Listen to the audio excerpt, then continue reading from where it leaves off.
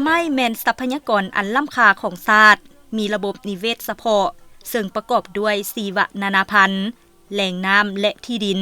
โดยมีต้นไม้นานาชนิดที่เกิดขึ้นทางธรรมชาติหรือปลูกขึ้น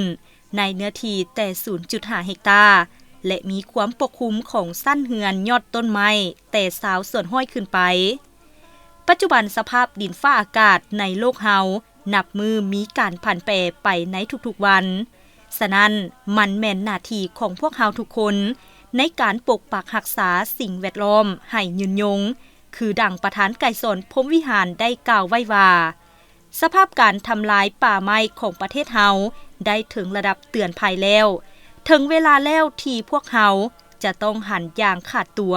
จากสภาพการขุดค้นและทำลายป่าไม้อย่างสะสายไปสู่การปลูกและการปกปักรักษาเป็นต้นต่อสมเสยวันปลูกต้นไม้แห่งชาติ1 มิถุนายน 1980 หา 1 มิถุนายน 2025 ครบรอบ 45 ปีอย่างสุดใจ